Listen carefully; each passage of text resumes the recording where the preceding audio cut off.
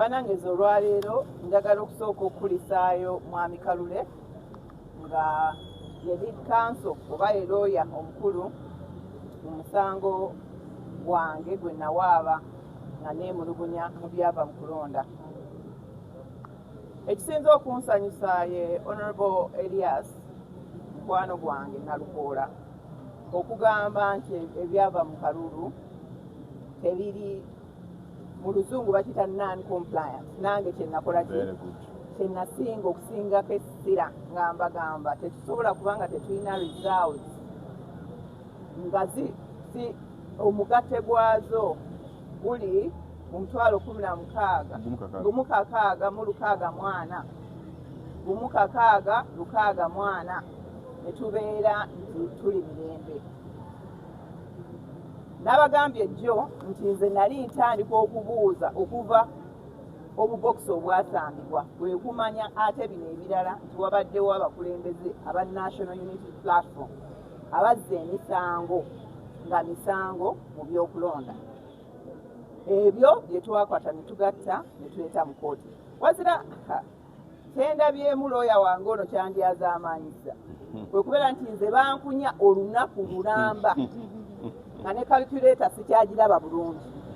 Ndabye nti Nalukoola mukwano gwange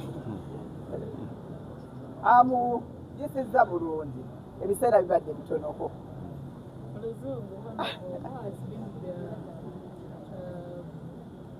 Session this morning.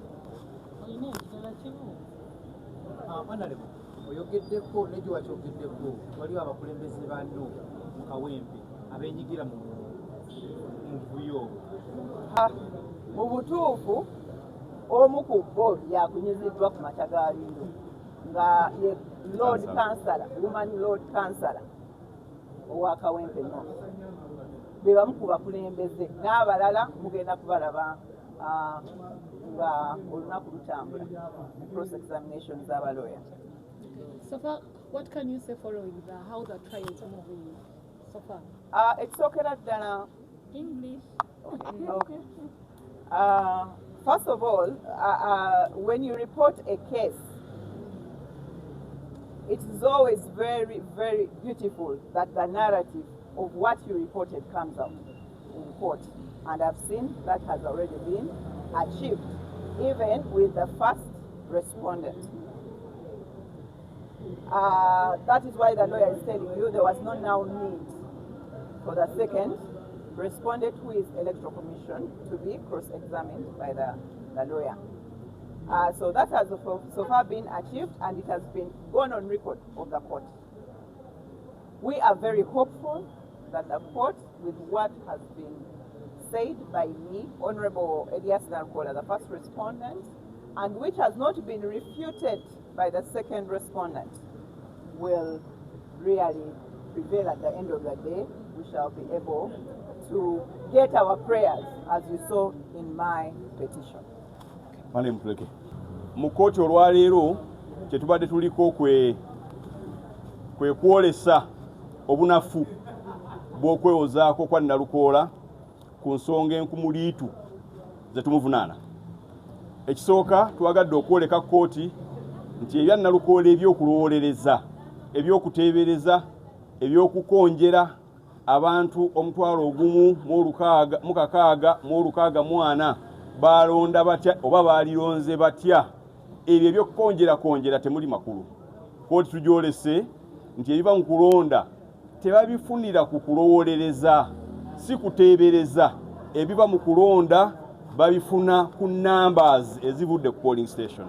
So Nalukoola tumukutudde, fiore yonna kwabadde atambula tugikutudde, egamba nti osobola okuteebereza.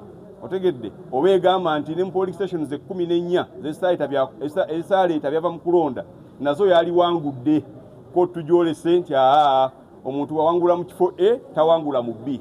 Era okujjako ng'olina namba nti ono yawangula wali tosobola kumanya ani yali wanguddewa. So tumukutulaawo bwe yabadde yeesibye ng'ayita mu numbers mu kugeresa mu kukonjera n'ebintu ebifaanagana bwe bityo.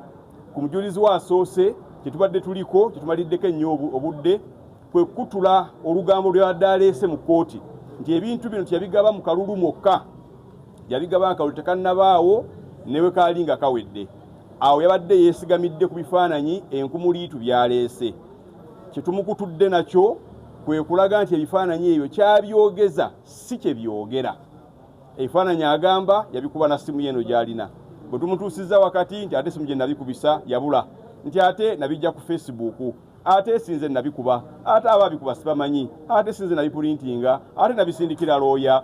Kaakati ebifaananyi ebyo kwabadde azimbira obulimba obwo ne tubikutula. Era kitubadde tuliko ebbanga erisinze obunene. Era tulowooza nga kaakati obwo obulimba bo tubugyeewo. N'ebyokuteebereza bya Nalukoola nabyo tubigyeewo ne tubeera nga tuteredde bulungi. Council, maybe just the council, why have you has been given and how you've been cross-examining these witnesses? What is your say as per their evidence in court? Again, this morning we have started the cross-examination of the respondents and their witnesses. We started with the Honorable Nalukoola and then went into one of his witnesses. We shall handle more this afternoon. From our assessment, the witnesses, Nalukoola himself and his witnesses, have been torn apart. Nalukoola's theory has been about a lot of guesswork, a lot of probabilities, conjecture, patterns, trajectories. We feel that we have convinced the court that that's not the way to determine an electoral victory. An electoral victory is determined by certainty of numbers. And that is our theme in this election petition. We are convincing the court that if you do not have numbers, then you do not know the result of the election.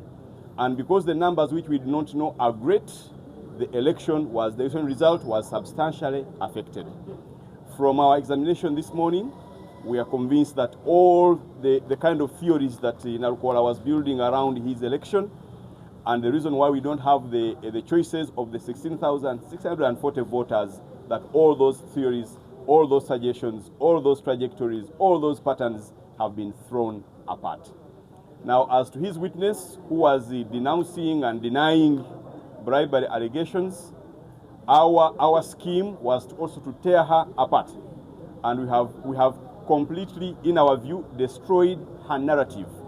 Her narrative was, I was doing these things, I didn't bribe. I was doing these things before, during, and after the election. We were able to demonstrate to the court that those photos that she was using to create that narrative were superficious. We don't know where she got them from. She cannot tell how she printed them.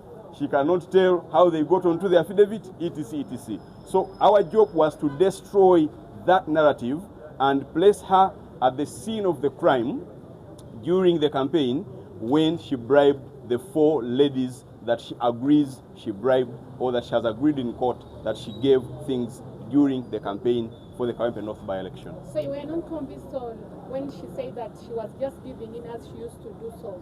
That is the narrative. That's the narrative that we have broken. That narrative was built around photos. And that's why I attacked those photos again and again to break that narrative. And we are convinced that we've broken it. We've broken the chain of those photos. You heard her say that she did not print them. In the affidavit, she says she printed them. You heard her say that she sent them to the lawyer. In the affidavit, she says something else. You heard her say in the affidavit that I took them with Galaxy S23. Then in court says I got them from Facebook. That narrative is destroyed. So she can no longer rely on those photos to tell us that lie. It's broken completely, and that's what we're doing. Mr. Henry, and we have not cross-examined the returning officer, because everything we would have gotten from him has already been said by Faridah, has already been said by Nalukoola. So there's nothing much that we thought we could get from him. We had everything we wanted. And then the other witness who says printed the photos from Rita had already told us that these photos, it is his lawyer who took the photos there, not her.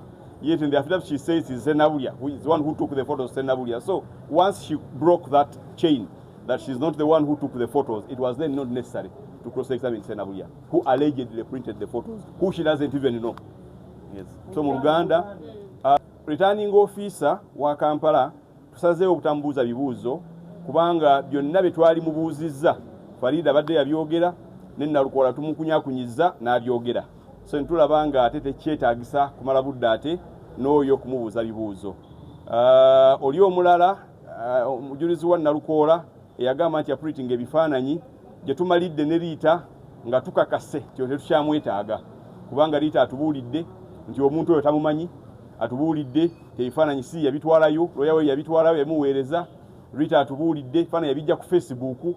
Kakati oli ayepankapanka nti ayiprintinga ne Liita gwatamanyi ate mutuufu katamumanyi kubanga ebifaananyi si yabitwalayo, oyo tubaali tukyamwetaaga ne tugamba nti aka tumwesonyiwe takyalina makulu.